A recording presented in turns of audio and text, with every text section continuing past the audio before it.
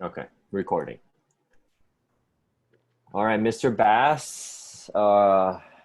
So happy that you're here. For Yeah. those that don't know Mr. Bass, a lot of us we call him the badass bass. There's a reason to it. We might discover that today.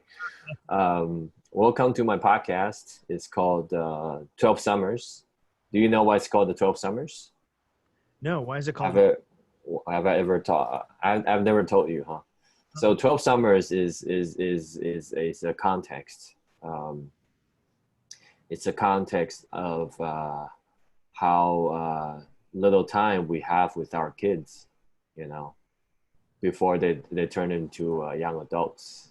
Um, and we have 12 summers of that time with them, 12 years basically, Okay. to have that intimate, innocent, naive time with them. And it's also the best time to teach them while they're still willing to listen.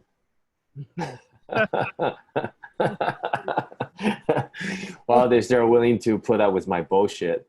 Yeah. A lot of men told me like, yes, at best you get 12 years.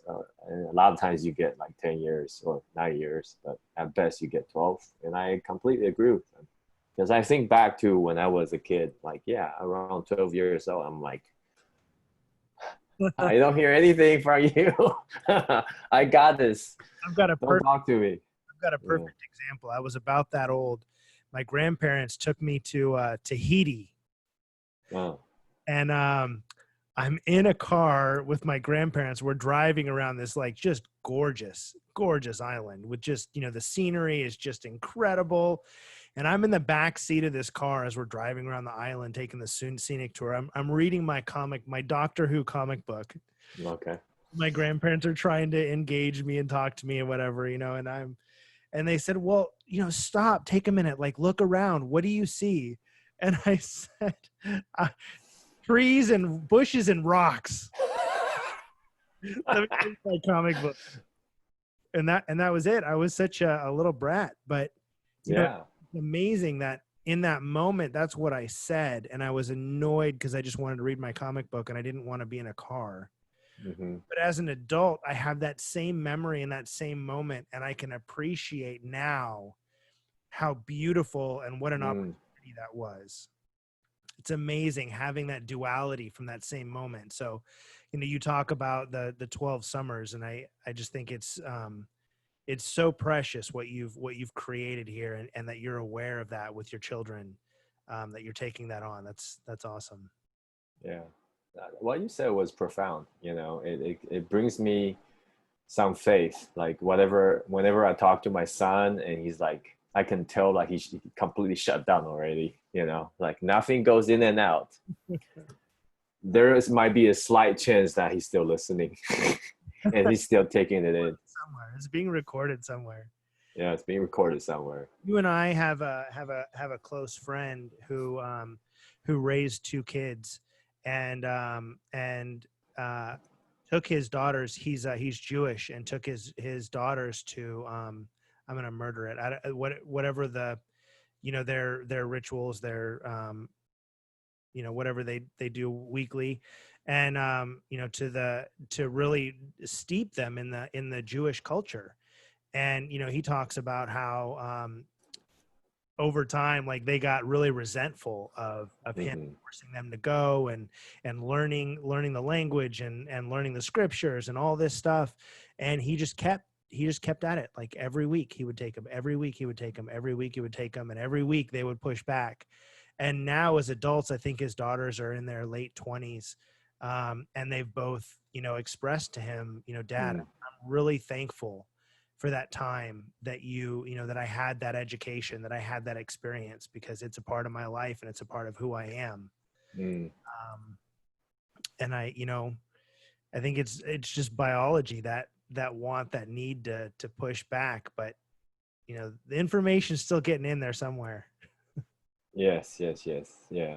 like from time to time I'll check in with my son, like sometimes when he's just annoyed or he's just into his own thing, Yeah. and I can tell when I talk to him, it just like drawing blank, right?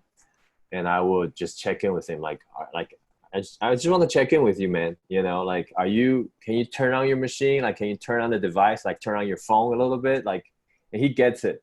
He's like, no, it's being shut down right now. I was like, okay, turn it on for 5 seconds so I can talk to you. He's like, okay, it's on now.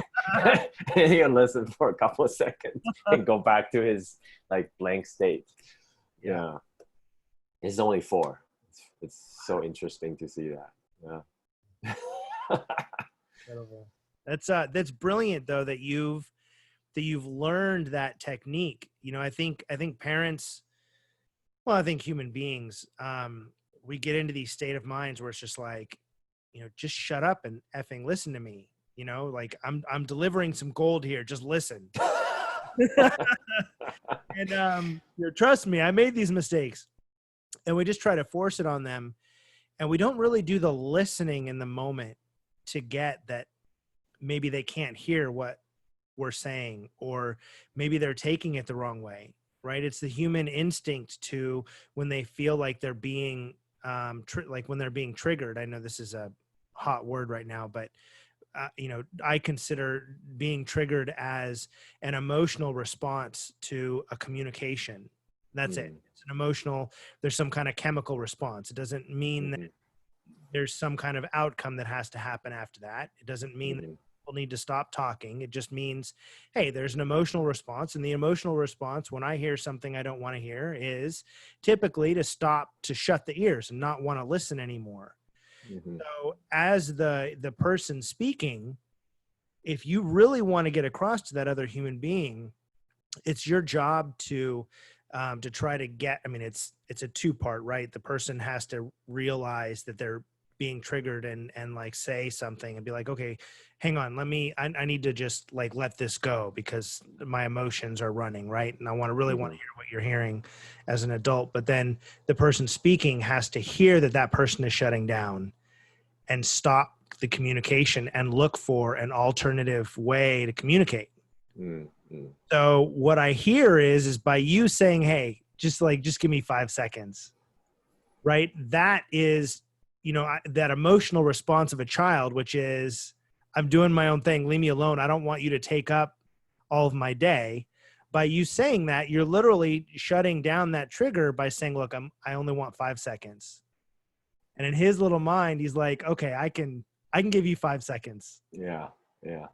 Right. And it's something he can relate to, like, because he saw us like turn off the TV and turn it back on, so he knows the concept of turning something off and on. And he usually doesn't. He's not allowed to watch TV yet, too much TV yet. So, but he gets it, so he can relate to like, okay, I'm turning this on and off, and it seems to be working. The way it occurs to me is that as soon as you've figured out something that works, it no longer works. Wait, say that one more time. What do you mean by that? So as soon as you've got it down to a science of like how to communicate with him, it won't work anymore. You'll have to come up with a new science to it. Probably, yeah, probably. There's a tapering off effect on the things I do and say to him. Like, it works really well the first time, and I have to be smarter and smarter and find ways to get to him. Yeah. But I think it's like, but the base of it is not like a technique or anything. It's just being present with him, like to recognize that, like, as little boys, how many times we're just in our own world, right? I don't know what's happening in little girls' mind, but like I can relate to like little boys. Like, we're just like in our head, daydreaming or just like processing emotions. Yeah. And it happens, Yeah. by being present with him. Like, I think it helps. Not all the time, I have to be honest. Like, I'm not successful 100% of the time. Sometimes he's just like, no, it's off. I'm not turning back on for you. Yeah. No, it's good stuff. There's a really good book called I think it's called The Amazing Stages of Men by Alison Armstrong. And it's a really great book. It's I really experienced being gotten by that book. She Mm, talks about the stages that we as men go through from a child all the way through death, um, mm, and it occurred to me as extraordinarily accurate. And one of the levels that she talks about boys is that um, everything is a game, and it's all about winning the game. And so as a parent, you want to create games that the boy can win at. mm, Naturally, things like sitting still is not a game that he can necessarily win at. Like that's just a part of being a boy. They get to that stage where they want to crawl and climb and jump all over everything, and that's part of that explorative phase. Like you want to really allow them to experience that for themselves without shutting them down. um, Jordan Peterson talks about how he raised his kids, and he says, protect your head, be safe, protect your head, but otherwise, like as you were. And mm, I think that there's that mentality of, as a child is going to be a child, and you can work with them and negotiate with them to behave in public, or there should be certain gravity consequences, right? mm, You agree to that. If you don't do X, or if X happens, then this is the consequence, and it happens immediately, mm, right? But I think otherwise, being able to have that opportunity to create games for them that they can win is important. So that's what, when I think about your kid and him, uh, daydreaming and exploring and playing, like, that's what it makes me think about. yeah, I 100% agree with on the like gamify, like the routine of the day. Like we try something that really works really well for him is I got him this little like a blackboard or a whiteboard, and I basically sat with him and we draw like out everything that's important, like I think he needs to do throughout the day, right? Like begin with like in the morning he'll wake up and we'll go kiss mom and say I love you, right? That's task number one, and that's an easy one, right? And other ones are like eating fruits, go running around, ride your bicycle, right? These are the easy one that he can easily score a point. But I added those like, okay, now you have to brush your teeth, right? Use floss, eat vegetables, or eat by yourself. Like you have to finish your own food. And there's one point I even added like drinking like green smoothie. Like I'm not talking about the green smoothie you get at the store. Like we make it. There's no sugar in it. It's just all leafy greens. It tastes gross, right? And at the end, I made it easy again. It was like bedtime stories, and then kiss mom goodnight, right? So he get a dot on each task he complete, and at the end of the day, it would be like, well, I usually check in like towards the end of the day. It's like, which one have you not done yet, right? Oh, you haven't run around? Okay, let's go run around. Have you ride a bicycle yet? Let's go ride a bicycle. And did you eat by yourself? Like he'll like happily check it, like one of them, and that really helps. It was fun for him, and he can see the result. Like he see the dots growing on the board, uh, and he just takes ownership of finishing every task on that day because he won't get a dot. You know, and I don't really equate the dot to any actual rewards, but I think completing the board is a reward by itself. That's gamification, right? It's just like human being has this weird uh, get this weird satisfaction when we can check something off, right? So when he checks something off, he feels good. And when he finally completed the board, we actually got him some. We got him a nice gift Oh, that, nice. that he wasn't expecting. So There's two lessons that I see in that are, I think are really important. One is from your side. It's clear that you set him up to win. you know, rather than letting him fail and then punishing him somehow for him failing. It's like you check in with him while there's still an opportunity to accomplish everything that he said to, everything that you've set out to accomplish, right? Before it's too Yeah. late to check in. And then support him in getting those things done, which in one hand is a great bonding experience for father and son. It has him experience that his dad really has his back, like that you're really instilling in him, first and foremost, that you're there for him and you're not going to let him fail, that whatever it is in life that he takes on, like that you're going to be there for him, and it's going to be okay. Yeah. And you're building that trust that when you start to say you can do this, he's going to believe you. Even if it's tough, even if he has an experience of failing in the moment, he's going to know, like, if I'm really in over my head, my dad's going to come to the rescue. Yeah. And that's profound. And I don't think you realize, I don't think that was an intention of doing that, but that's that. Wow. And you know, the other thing, Thank you for pointing that out, man. Yeah. That's yeah, awesome. yeah, it really is. I'm really uh yeah, it's just such an honor to know you, man. I'm bummed you're not coming back to the US for another year, and thankful for this technology called Zoom. Yeah. Um, and then the other piece is I really see, um, he's in his fun stage right now. Hmm. So everything is a game, and like we said earlier, like you're having him win at those games. And so the more he experiences wins, and that this chart that he has that he can win by completing these tasks, as he gets older and the tasks become less and less exciting, you know, like mowing the lawn or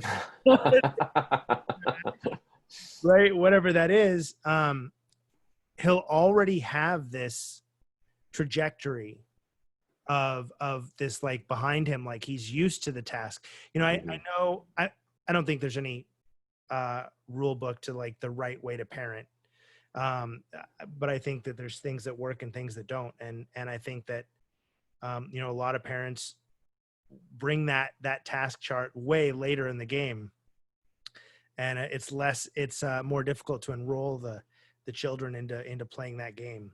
Yeah. That I agree. Yeah. It's a tough battle just to get them to brush their teeth.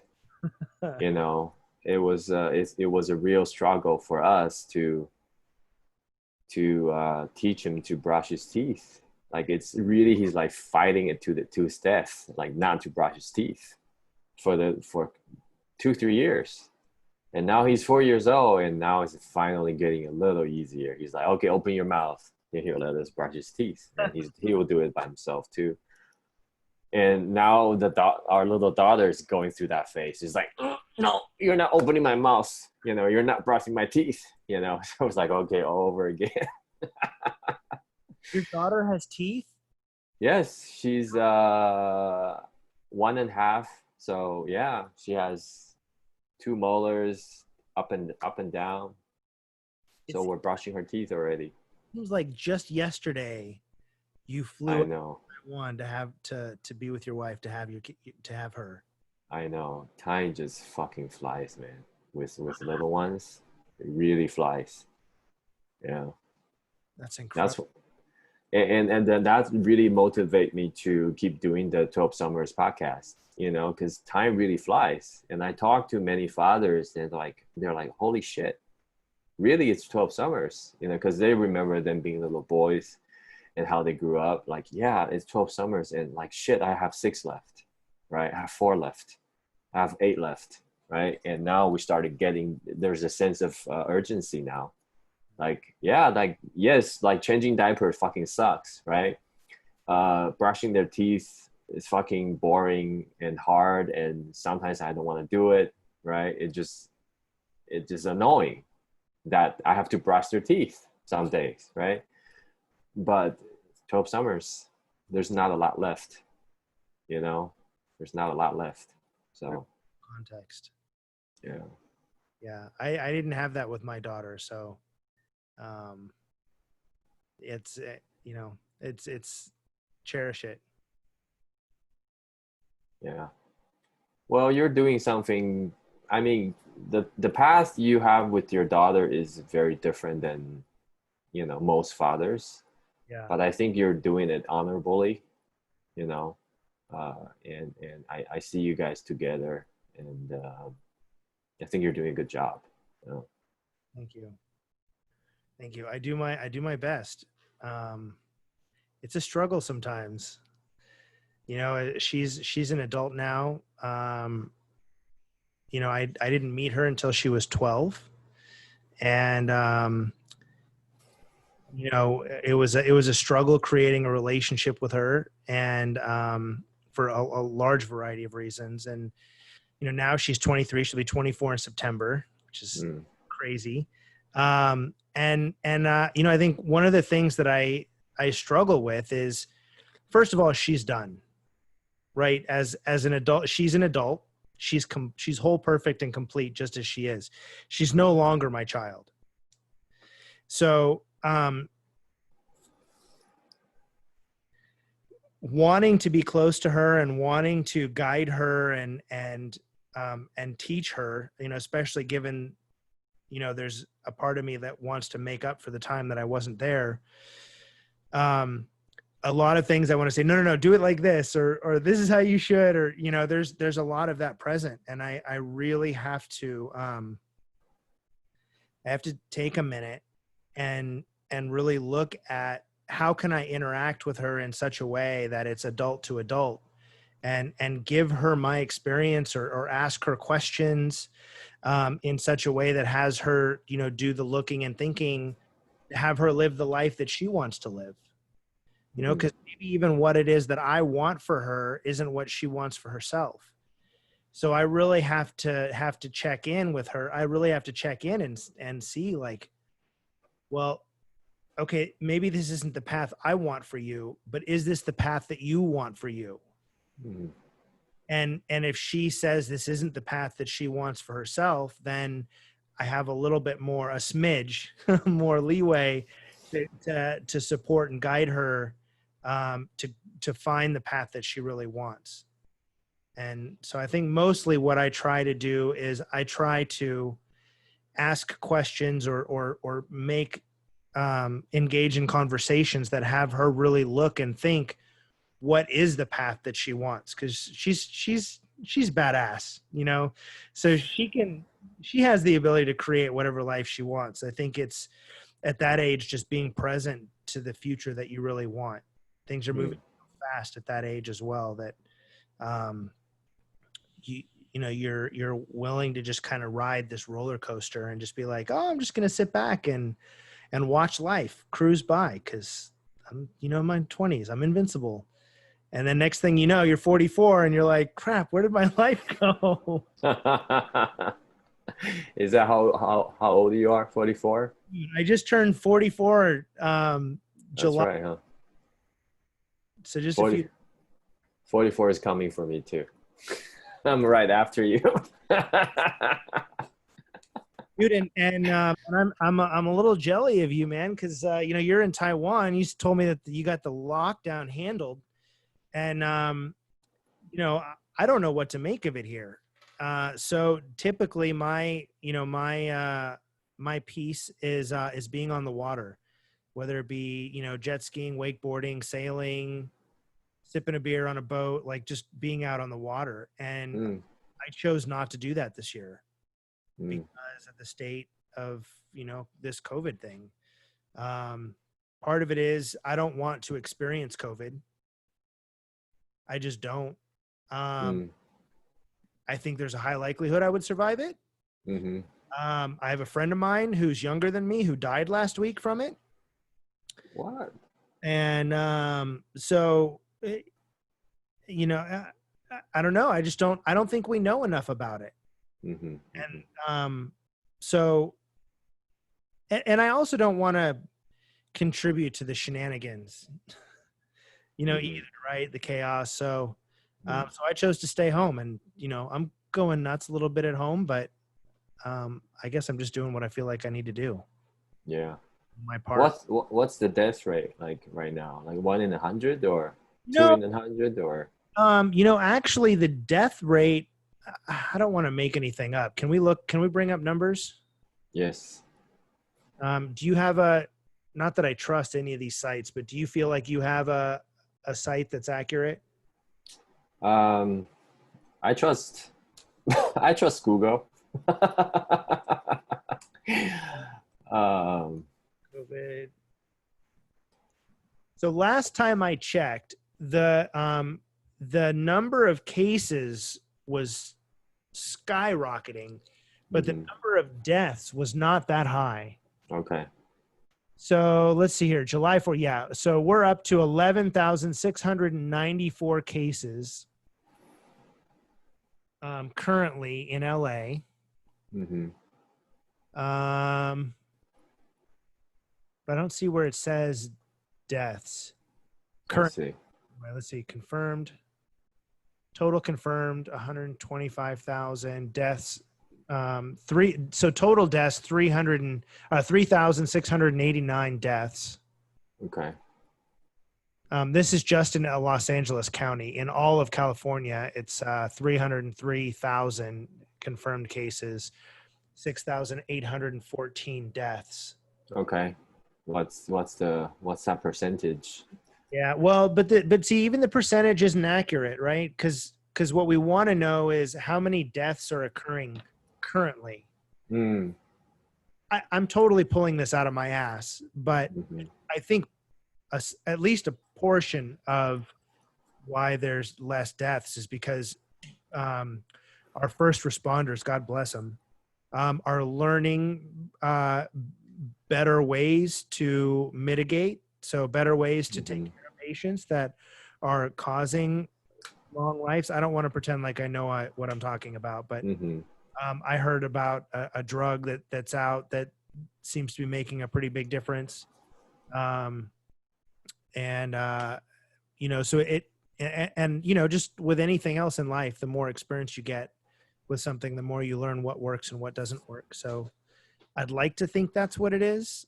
Uh, Hmm. but I honestly don't know. I'm not educated enough in that department. Yeah, it looks like it's 2% right now based on the California number. I just did a quick calculation, Okay.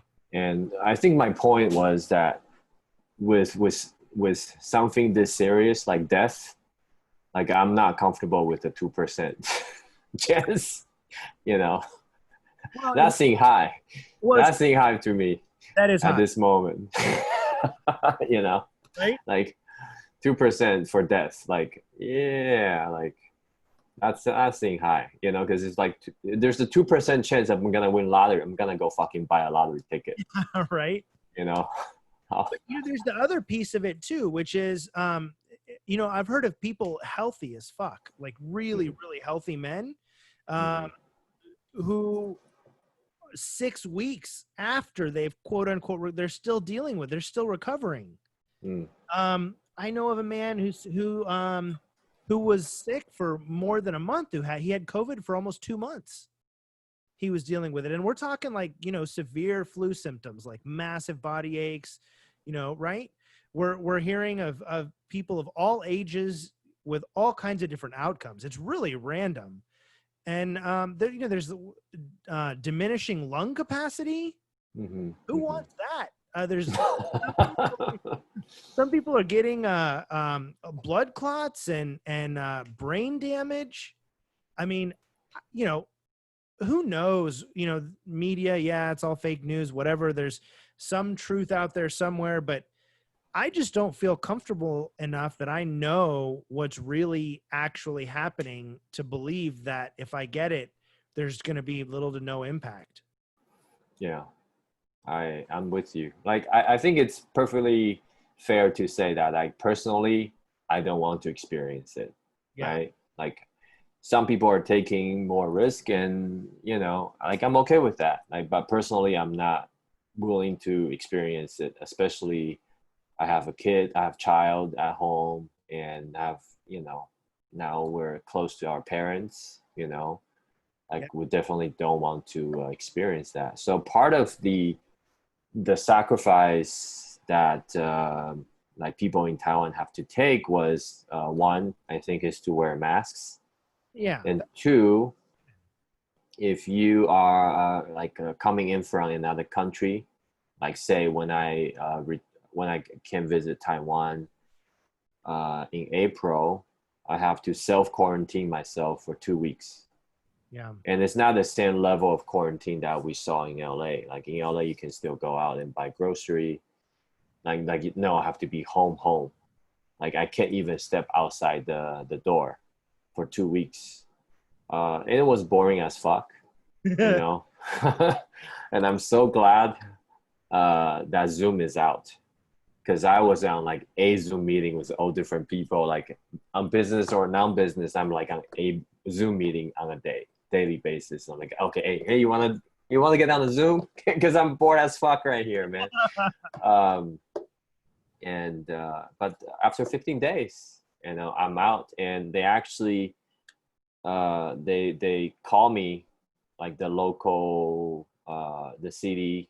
They have people like call me every day, following up with me, and they also gave me an app. I have to check in, so I have to log my body temperature, Okay. and I have to check on all the boxes whether I have those symptoms, and they do that for 15 days, and I get out, and they keep track of me for another week. Um, what else? What else they did here? That so the school never paused the school. Restaurant never closed. Government never shut down.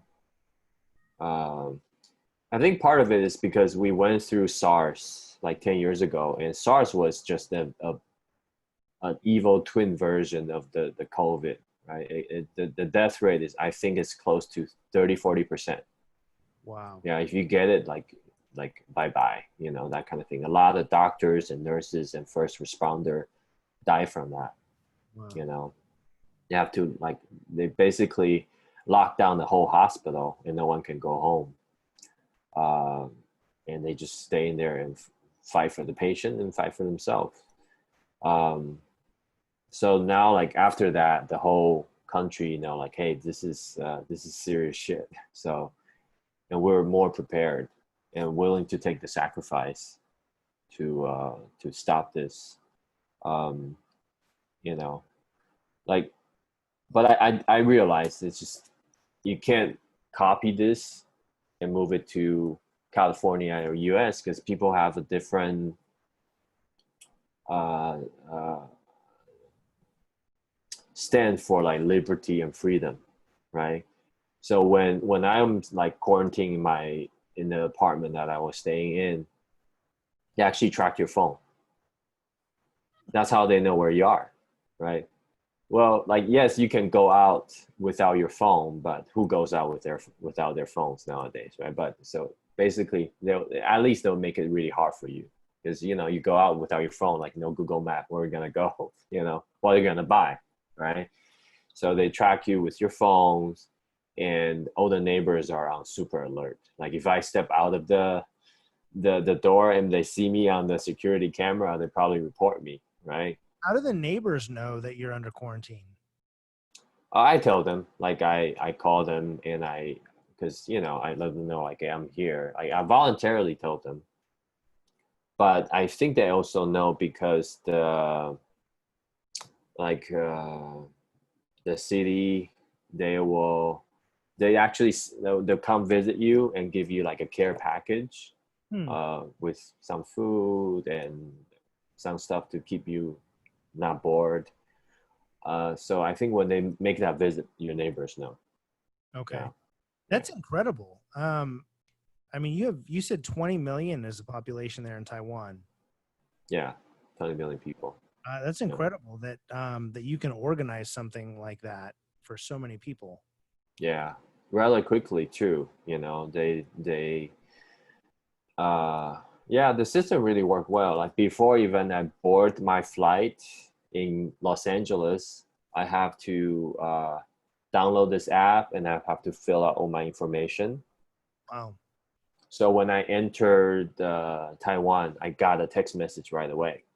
With the text message, I click a few buttons, bring out my profile, and I give it to the custom. They scan my profile so I can go like really quickly through. They don't have to fill out the forms and keep a long line at the airport, you know. So I pass through, like I fly through the custom, and there's like quarantine taxi waiting out there for you. So quarantine taxi only allows one passenger per taxi, Oh, interesting. um, and then take you straight to the place where you're quarantined. Do you Um, go ahead? no, go ahead. I was going to ask if you think something like that would be possible for the United States or for LA. I don't think so. Just the phone tracking, Yeah. it will get on people's nerve. It actually got on my nerve. It got on my nerve. Like, I'm like, I didn't fucking give consent to anyone to track my phone. They just did. I don't remember like clicking a checkbox is like, here, me, Yinting Chu, I consent for the government to track my phone. No, they have the technology. They have the technology, and they've probably been using it. And now it's just a good time for them to tell the world, like, we're actually tracking you. Well, Right. And that's happening in the U.S. They're just not being straight about it. right. And the technology is available. It's being available for a long time, right? But like in the US, so okay, number one, on a personal level, like I'm like, okay, I'm glad, like part of me, I love living in the US and enjoy, like, it's a true free country. I truly enjoy my freedom in the US. I feel like something like if the government is overreaching, someone's gonna speak up before I do. Someone's gonna voice their concern loudly for everyone to know. No one seems to fucking care about their phone being tracked in Taiwan. Nobody voiced any concern. Nobody cared, right? So that's a level of different perception on freedom and liberty. People here, we feel we're like, most of them feel they're free, but for someone who's been living in the U.S. for 20 years and look at like, oh, it's a different level of freedom. Yes, they're free. They're free to vote. They can choose who to be the mayor, to the president. They can travel freely, but the level of freedom is a little different. At least the perception or the requirement for freedom is different, right? So I don't think that's doable in the U.S. And it's not a bad thing, I think U.S. need to come up with a different kind of strategy to deal with this. I think the problem we have right now is there's no strategy. We're just reacting to the crisis without a strategy. Whether if, okay, let's say if we don't want to do like mass quarantine of people, then do massive testing, right? Do massive testing. I mean, US has the best biotech in the world. Why did we catch on the testing so late in the game? Remember when the CDC first released a test kit? It was faulty. Yeah. It was bad. I was embarrassed. I feel so embarrassed. I mean, US has the best pharmaceutical company and biotech in the world, and we can't develop a kit that works, So what occurs to me, something that I think I've seen is in this pandemic, this whole kind of situation is people are so willing to speak out about their complaints and what judgments and whatnot. There was so much pressure to get out a test, and the government was so resistant to communicate the specific details of what was happening, that it's like, all right, well, let's just get something out. Let's just get anything out to let people know, hey, look, there's a test and it's out. I could be way off on that. I mean, I'm not a part of the part of that medical center, but that's the way that it's occurred to me a little bit about this whole process, is that it's been more about appeasing the complaints than it is about being straight. And I would have rather them said, hey, we are moving as quick as we can. We'll have a separate conversation. We'll do a special video conference on how these tests gets produced if you want to see it. But these tests, in order to have them be accurate, they're going to take 3 weeks. It's going to take us 3 weeks to get an accurate test. Now, we could put something out tomorrow that's not going to work very well, but we want to really make sure we're doing the right thing. So we're going to wait the 3 weeks. So it's, and I get it, but it's, you know what do you think about that? I yeah, I think yes. I mean, what I hear is they need to communicate like what they're doing and be open about it, right? And I agree with you. It's not happening. You Yeah. know, uh, I think yeah, I really have no idea what's going on. Yeah. You know, and it really shows up on the numbers. You know, like currently, uh, like USA's number is like skyrocketing. Yeah. You know, People are done. um, They're like, hey, we've quarantined for months, and it's doing what it's doing. It hasn't done what it hasn't done. People are surviving. Whatever. It's summertime. I'm hitting the beach. Peace. yeah, exactly.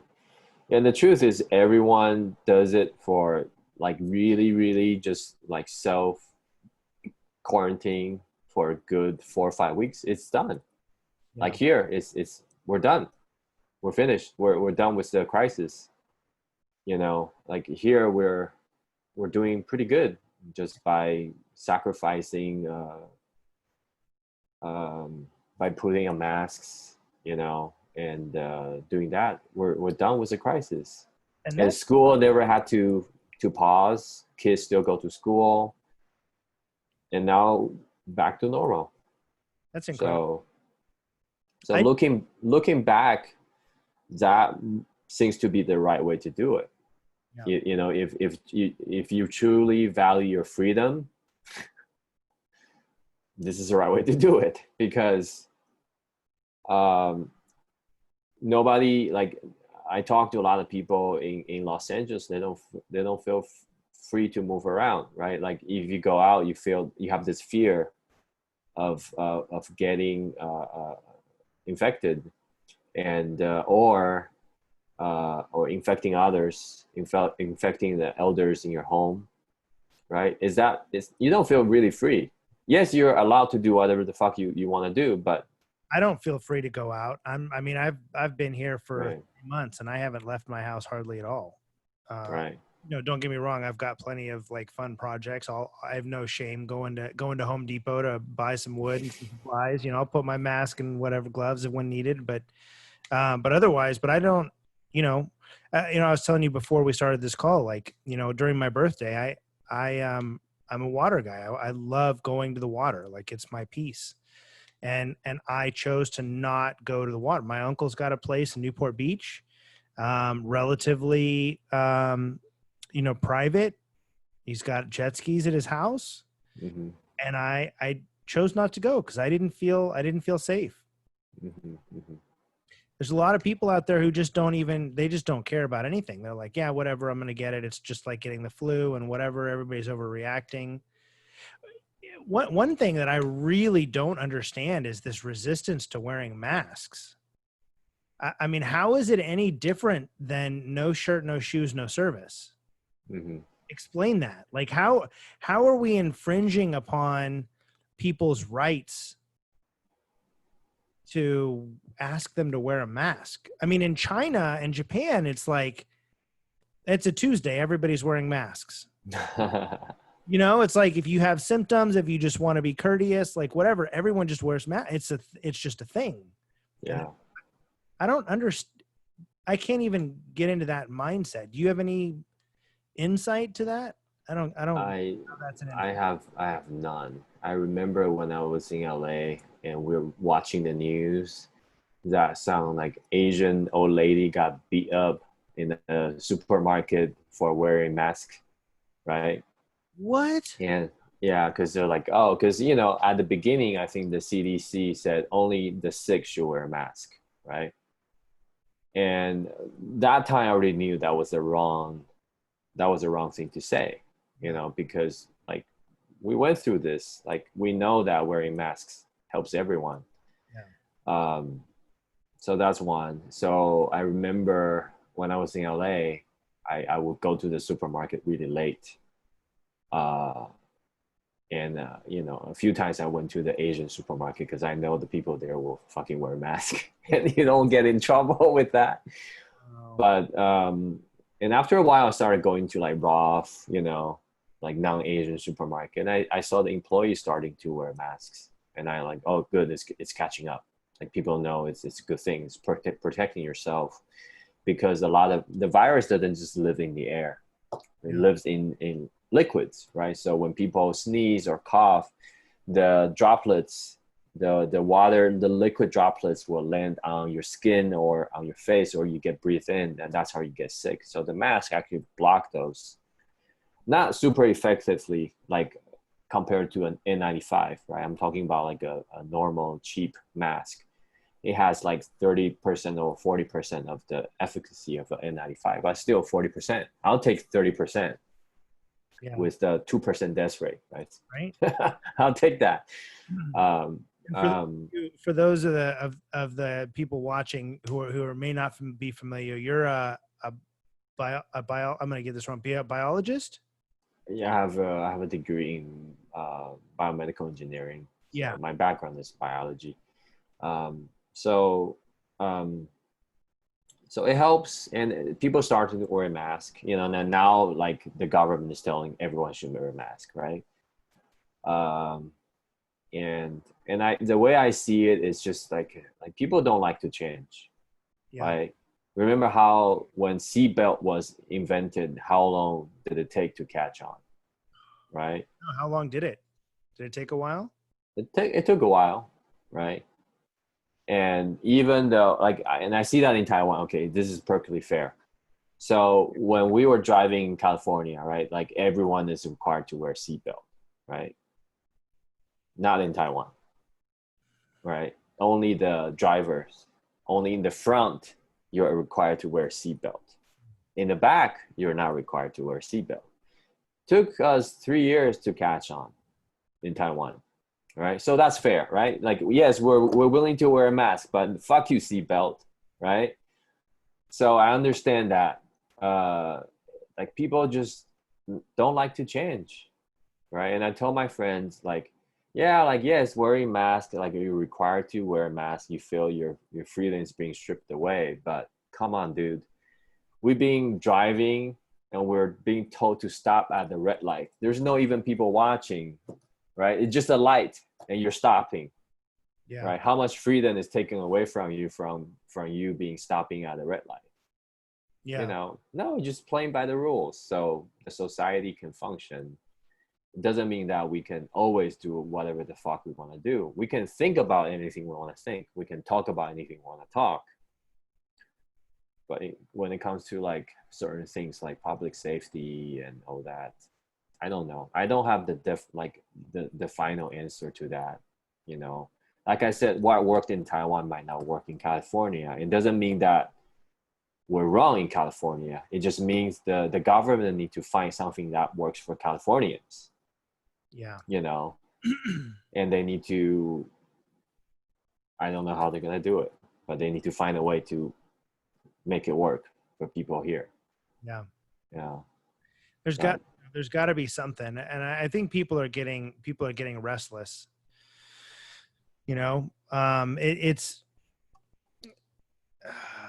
It's almost like the waterboarding effect. Say more about that. Okay. Tell Well, me about the waterboarding effect.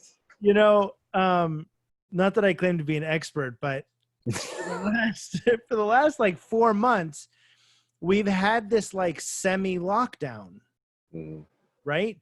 Where it's like, yeah, you should stay at home. You really shouldn't go to work. We're going to close down, bars and restaurants and other social places. We're going to close all those places down. If you work at a real company, like I was working at Disney, I was let go because of all this. The rest of the employees got furloughed. So, instant. So there's maybe like 5% or less. I don't know. I made that number up, but a small percentage of people still working at Disney. So everybody is still on furlough.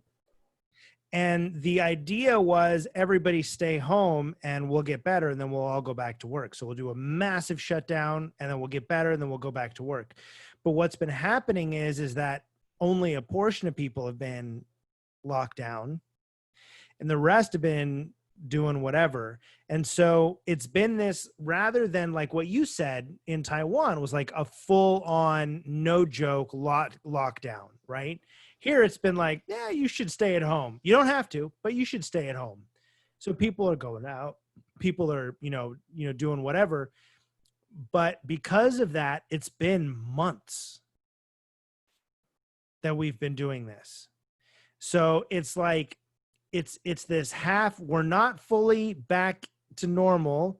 We're not fully locked down. We're kind of somewhere in the middle. And it's just like drip, drip, drip. When do I get to go back to work? I can't. We're not going back to work yet. Oh, now there's more cases. Oh, are you kidding me? So you're telling me the last 4 months of all of the staying at home that I've done have been for nothing? Or like, hey, I lost my job and I'm sitting at home by myself, and you've got all these other people like having these. Have you heard about these COVID parties? What's a COVID party? Sounds like fun. Yeah. So these kids are having these huge parties, and they're inviting someone who has COVID to the party. And then they're raising all this money, and the person who catches COVID first gets the money, gets the pool of money. Oh, wow. Wow. Right? So this is just like one of the many things, the kids in their spring break didn't care, and then they went home and infected all of their families, and all these things.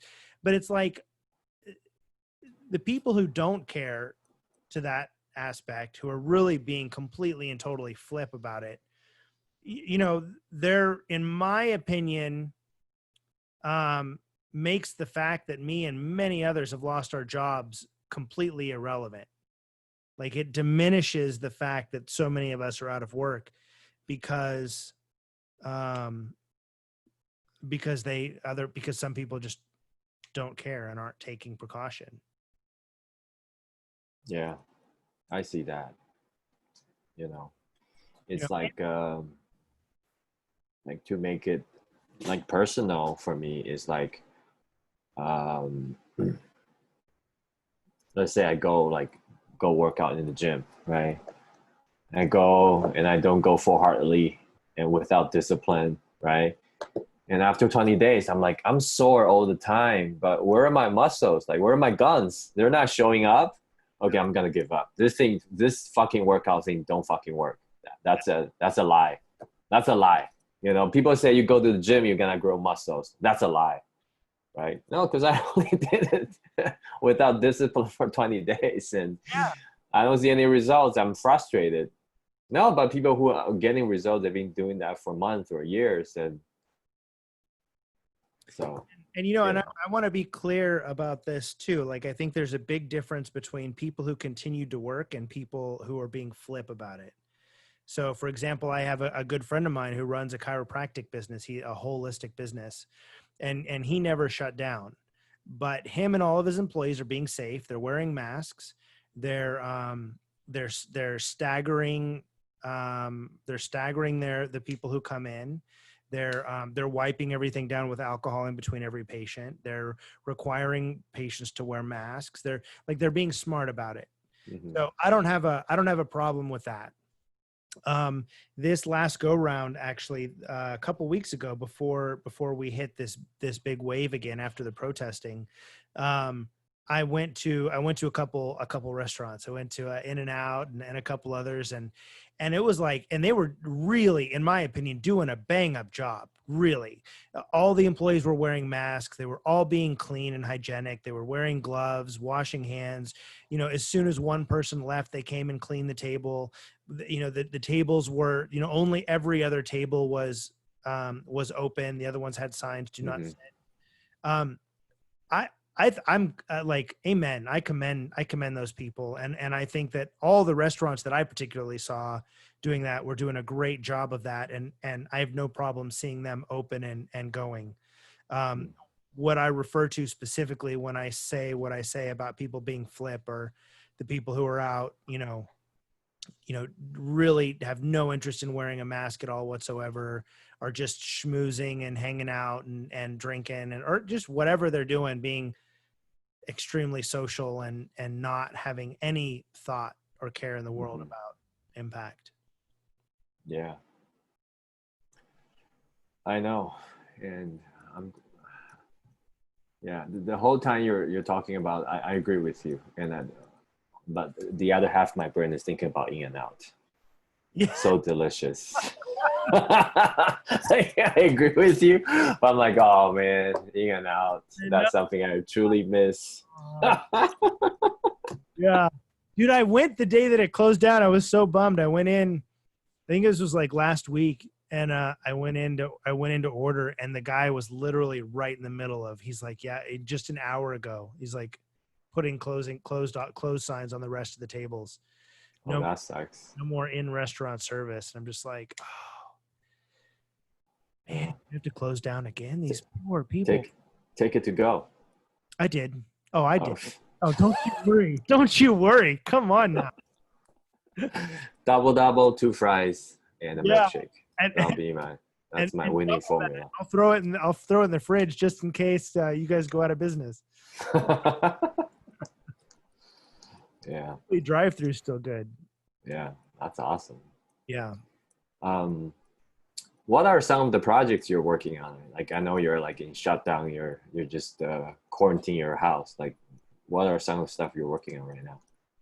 Yeah. Are you allowed? Well, number one, are you allowed to talk about it? Because I know some of the stuff you're doing are like highly confidential. Yeah. But you can talk about the fun stuff. Yeah, I can. Well, luckily that was only while I was at Disney, Okay.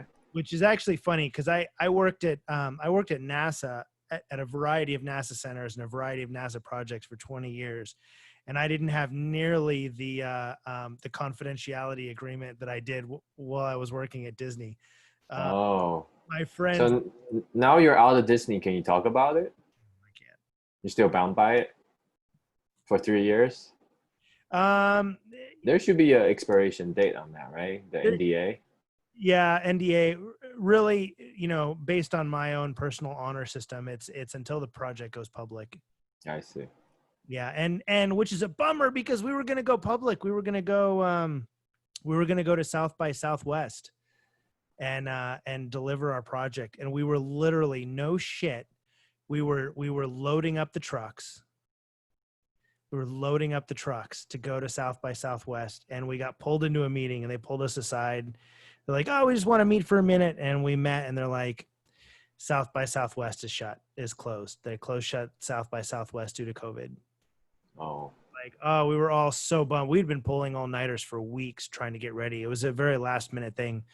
So we were just, all of our teams were just running ragged trying to be ready, and the day we were shipping out, Austin shut it down, so that was a bummer. But I'm kind of glad because the venue would have been small at that point. Everybody was backing out. So as far as what I'm doing right now, they're all personal projects, right? So I've been building robots for NASA and then Disney for 20 years, since 99. And my job has been, electromechanical technician and lab manager. So all of my work is done in-house. It's all done in person. So this is the first time that now I have to come up with a way to make money outside of going into an office. mm. So I'm doing a few things. I think the biggest thing right now is I'm producing conferences. Oh, So I started up a company. Actually, a friend of mine started a company, and him and a couple other people, and he brought me into it. And now we're redesigning. We're officially, our name is official. We're Ripple Effects is our company, and we're doing a variety of events, whether it be a large scale conference. I supported one conference that had a few thousand people, which was a really profound conference. We did a bunch of meetings for big companies where they're doing their kind of, year end, board meetings, who's coming on, who's new, who's leaving, that kind of thing. So, anything goes, whether it be a professional with a considerable amount of video editing and doing something professional, or just a company that wants to do a webinar and have a meeting with all their clients. So that's been the thing I think that's taken up most of my time. And otherwise, I've also started a project with CK Lin and a bunch of others. We're building a custom design mask / helmet for surgeons and dentists. So Mm. go back to work and feel safe. So that's been something else. And then, in the meantime, I've been trying to make money from my hobbies. So I'm doing some woodworking, doing some building some custom benches and tech systems. Been doing some tech support, so doing some soldering and some robotics assembly and some fun side projects there. A lot of 3D printing, actually. I just invested in the largest resin printer that exists right now. Whoa. I'm pretty stoked. That should be here in less than a week. It's a ginormous range. You could print a helmet in one fell swoop. Whoa. Yeah. Wow. What are you gonna do with it? Well, I'm going to use it for the company that we're building these masks for the dentists and surgeons, but I also intend to use that, for any other opportunity to make some money on the side. Mm. Rent whatever's needed, whether I be going to Etsy or Upwork or whatever people need, man, whatever people need. Doing some CAD design and 3D printing, some drone flying, and just kind of a variety of things right now. My roommate is moving out, and I don't have a steady income, and I'm seriously debating buying an RV and living in an RV full time. Or you're gonna put your gigantic 3D printer in your RV. Yeah. So I found the RV. This is something I've been wanting to do for years, although I plan to do it much, in a couple more years, not right now. There's an RV called the Newmar Canyon Star 3927 is the model number. The brand new 2021 version, which is now in production. Mm-hmm. It comes out with a diesel engine, Cummins diesel engine, and the new Freightliner body frame, air ride in the back, like some new bells and whistles that make it really awesome. Okay, it's tell me what's it called again. I'm gonna look for it right now. So 2021 Newmar Canyon Star. How do you spell Newmar? Newmar. Okay, Newmar. Canyon space Star. And it's the model number 3927. And really you could look 3127. 3927.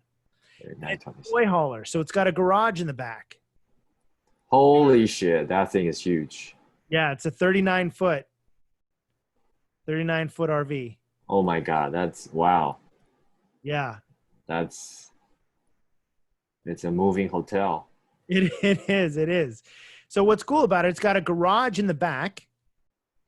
And so I have this design. Actually, you can't see it because I've got a virtual background, but I've actually designed a layout where I have my video production. So I've got my audio mixer, my video mixer, my multiple computers, speakers, my stupidly huge 50-inch widescreen, ultra wide monitor, my light, camera, all that shit. I built my own custom desk with a height adjustment. I built that all. And then behind me is my tech station where I do all my tech work. And then beside me is my custom printer. So I've got 4 3D printers. So cleaning station, all that shit. And so what I've done is I've designed it to fit inside the space of this RV. So I'm doing like a trial run to see if I can do space. Because I'm super nerdy. So I literally taped off the floor to make sure that I could fit and function and do all the That's amazing. in the back of an RV, and I can't. So you're really taking this seriously. You're really going for it, huh? Yeah, yeah. The one of the cool things that I'm already looking, because I love doing woodworking and stuff too. Mm-hmm. In the back of this garage, it's got this hydraulic, this lift, this electric lift. It's got a bunk bed on top, and then on the bottom, it's got these two folding benches that you can sit on that when they fold down make a bed. So what I'm going to do is I'm going to pull those benches out and mount the desktops to those brackets so that I have adjustable benches. So when I travel, I'll raise my desks and printers up, drive my motorcycle in the back, and whatever else I need, load up and hit the road. Then when I park, drop everything down and I'm good to go. Wow, amazing. Yeah. Oh, you should broadcast your journey along the way. I bet people will love to watch it. Actually, you should start broadcasting the things you're doing now. I bet people love watching that shit. I'll watch that. You know, make it into a video and do a little 10 minutes, 30 minutes updates on the stuff you're doing to make that happen. Yeah, no, I need to just start publishing. I've got a bunch of footage right now, and I haven't started. And I'll one of the things that I really desperately. What's holding you back? I mean, what I would normally say is time, but we both know that's not the real thing. So I've got to really take a minute to figure that out, because if I had taken the time to look at that, I don't know, maybe it's a fear of failure, maybe it's a fear of being in the public spotlight. But I just need to say fuck it and just do it. I think honestly what would be great is if I really started publishing, because as a man, I've learned a lot from the men's weekend and the technology and the men's team that we're a part of, and the leadership training, and I can see that part of being a man is being clear and concise, black and white, powerful, take action, and move forward. And part of that is how we want to be perceived, and I think there's a biological truth to that and why that exists. And then there's the reality, which is what we deal with as men behind the scenes, right? To really be a stand-up man in the world is not easy. And it's certainly a thankless job. So what I'm dealing with that I don't like to show is the struggle of, first of all, I moved out here from a 3 bedroom, 2.5 bath, 2-car garage house that I lived in for 10 years, that I owned and lived in for 10 years. So I've got a lot of stuff to get rid of to squeeze into this RV. And I'm dealing with, first of all, I'm dealing with, is this a right choice? Like, this is a $200,000 RV. And I currently don't have a job, right? No steady income. So there's that side, that little voice on the side that's like, what are you doing? Then there's the reality of the lifestyle of living in an RV. Like, where am I going to stay next? How am I going to find internet? How much is it going to cost per night to park this thing? Where, power, electricity, water, there's RVing's great, but there's a realistic life change to it. And, then there's the tiny little voice that's like, well, maybe Disney will come back online and they'll want you back. Which likely isn't going to happen for another 9 months, but there's just a lot to deal with. Like, am I making the right decision? And you could say I'm mind fucking it to no end. But it's definitely got me doing a lot of looking and thinking about whether this is the right path for me, and am I doing it for the right reasons? And then how do I proceed? And then without any structure in life right now, no 9-to-5 job, no family, nobody in the house. Like, how do I, stay consistent stay in action, stay motivated, and make all this happen. So there's a lot of pieces to this puzzle. I see. So stay tuned.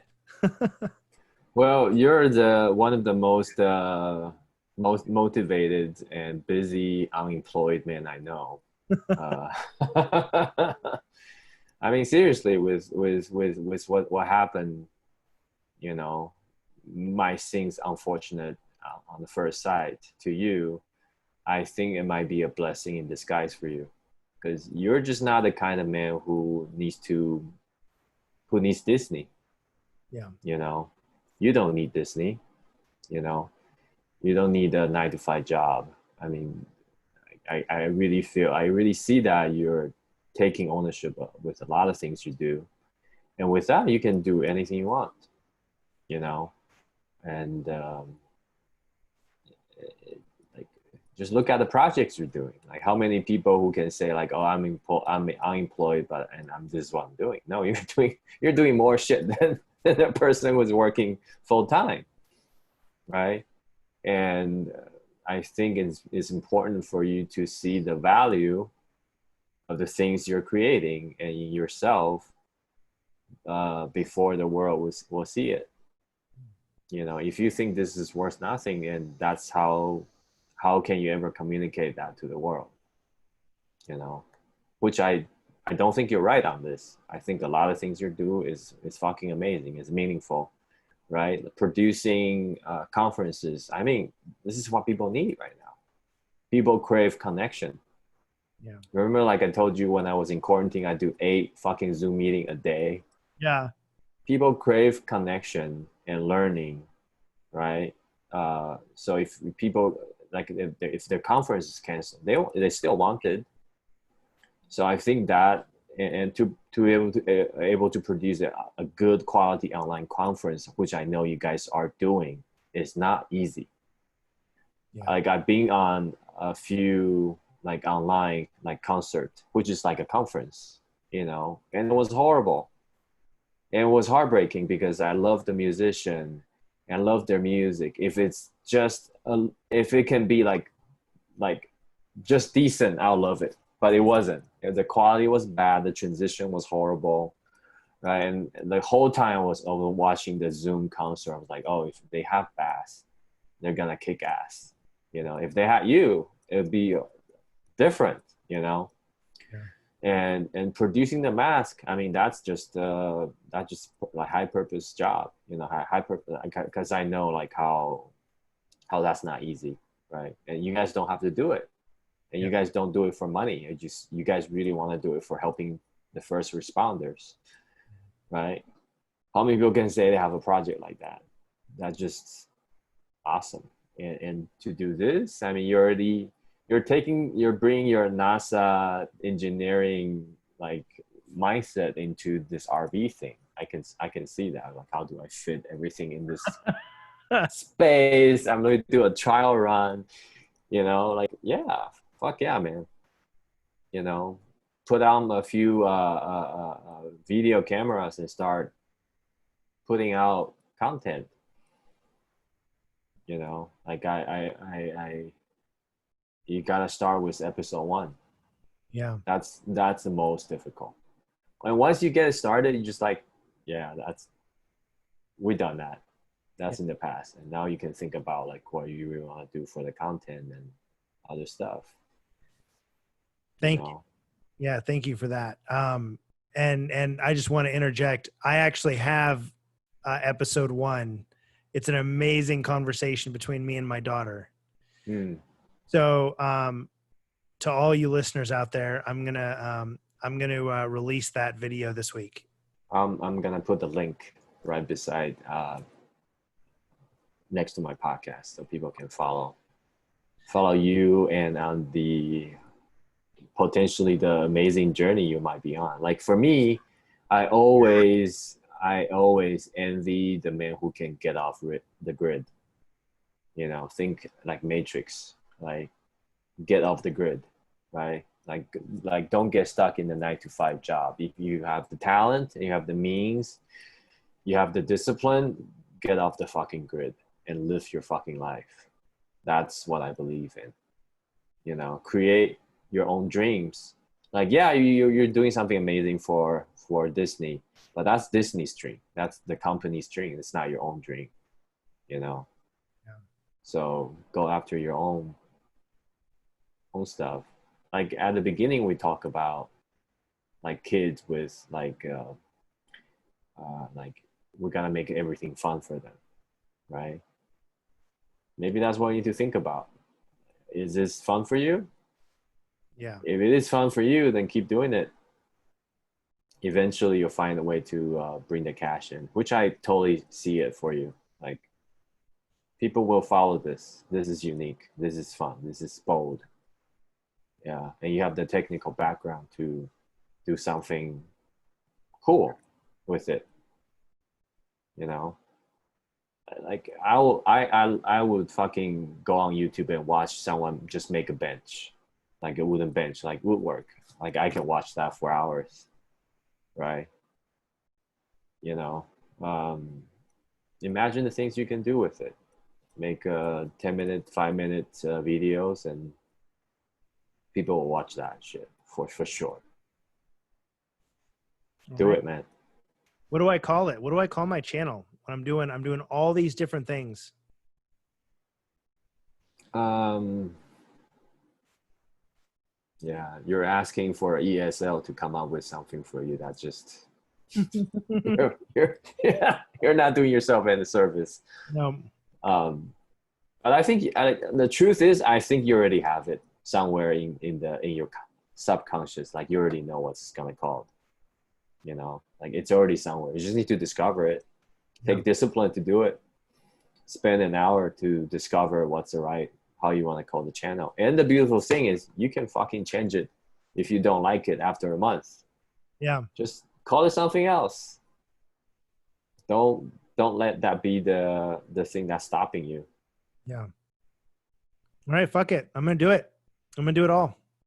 Yeah, I'm gonna make it happen. Let's go. do it. Yeah, it's you know, I think this is like the way we talk to ourselves, the way we have our internal conversation. It really that conversation, the way it's like when we're a little boy, it's there already, right? So like you said, it's like we have to recognize like sometimes when we like talk negative to ourselves, and we have to catch that and realize that that might be a pattern that was installed into us when we're young, and that's no longer serving us. Yeah.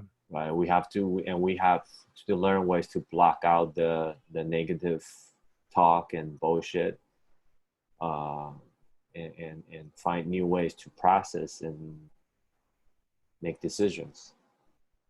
You know, and make it fun for yourself. Gamify the shit. You know, actually what I find out is like I stress myself out. Like I'm doing something that I actually find is fun, but somehow I find a way to stress myself out about it. Mm, So I'm finding now that you know, really what it takes is continually checking my context. Like what's my context right now? yeah. And like just realizing, you know, hey, what you're doing right now is actually fun. Yes. Yes. It's okay to enjoy.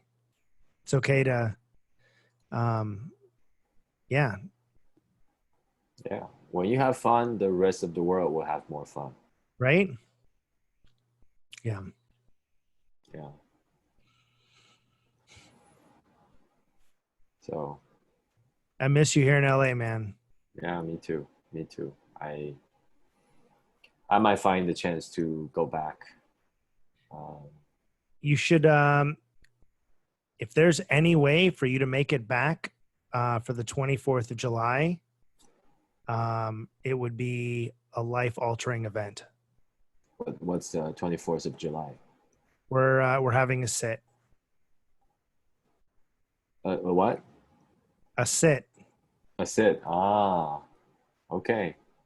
Nice. So I would, I would give anything to experience that with you. If that's on your radar, I would love to have you here for that. I see. Probably not July 24th. It's coming quick. I Yes, know. I away. know. Yeah. Right now, there used to be 21 flight between LA and Taipei Yeah. a week, 21 flight a week. Now there's only two a week. So Wow. it's hard to get on the flight. Yeah. Wow. Okay. So, but yeah, we'll talk offline about that more because Yeah. I'm interested to learn Yeah. about that. Yeah. Me too. Yeah. Exciting times. I think I think, this is all part of, I think what I'm going through, as a man and as, as a human being, and part of what we're all going through right now is this transition into something else, and really dealing with in real time the things that really stop us in life. Mm, you know um i I think that it's inwards, like you were saying earlier. It's that voice. It's our own view of ourself that, that I can or I can't do what I'm doing, or I'm not good enough, or people aren't going to want to pay for my services, or people aren't going to want to pay to see this, or whatever that is. That's the real stopper, not the actual, taking action. hmm Where the juice lies is in actually just taking action. And I find that too, the more I take action, the more I move forward, the more clear things become. And it's only when I stop and examine my belly button lint that I, get, it slows me down. Yeah. It's yeah, that's what I pay attention to when I talk to my children is like I don't want to install any negative like program in their head. I mean, I'm sure I am already. There's no way I'm not doing that. Yeah. I'm sure I'm doing that, but I'm just paying attention so I don't do too much of that without paying attention, Yeah. you know. Because I have those programs. I have doubt, I talk myself out of doing fantastic stuff all the time. But then I also learned to talk myself into doing stuff that I think is impossible, uh, and make progress every day. And just gotta take the win and forget the lose, forget all the defeat, and keep moving on. You know. I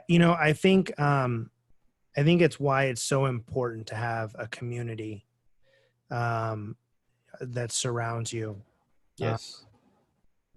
especially, if you're a man, that you have some men, and if you're a woman, that you have your women. Um, Not to say that it can't be intermixed, but there's something. hmm I know that my men will not, like the men that are close to me, like you and others. They just won't. If I'm talking some bullshit, or if I'm off in something, whether it is that I have some grandiose scheme that's I'm just believing my own bullshit, you'll call me out on it. Or if Yeah, I'm in my head about something, that you'll stand up for me and push me forward, lift me up. for And sure. there's just nothing, especially in this time more than any, like you have to communicate with those that are close to you, Yeah, and make sure that you're, mentally on the right path, that anything you need to express and get out, that that you do that. And um, that you just, whatever it takes to stay in action. I find the only time that I get screwy is when I stop taking action. mm, I 100% agree. Yeah, it's important to have a tribe or a circle, a group that loves you and accepts you. Not any group, but a group that really like honor who you are, accept you.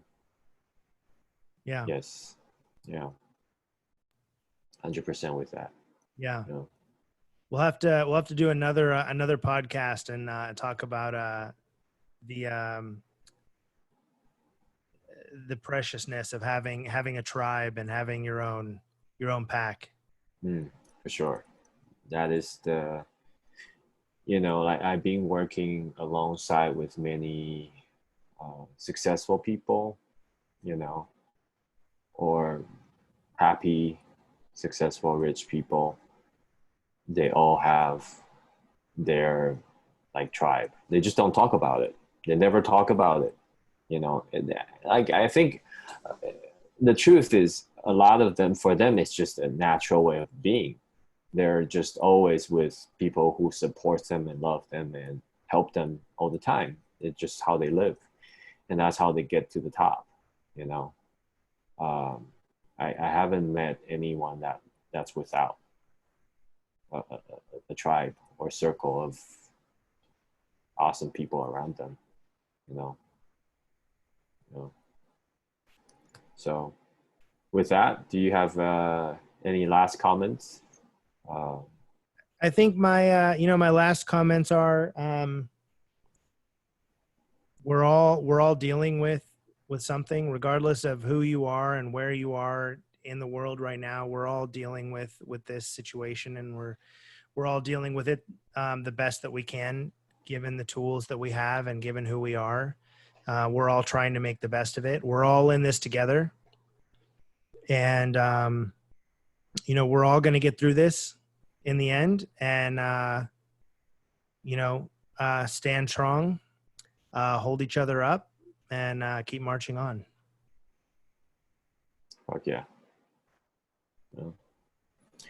Well, thank you, Mr. Bass. We'll do another one after you launch, I would say, at least 5 episodes of your own show, and we'll talk about it. I can't wait. I'm looking All right, forward. man. Fucking do it. All right, man. Yeah. I can't wait either. All right. Thank you so much. I'll talk soon. All right. Cheers.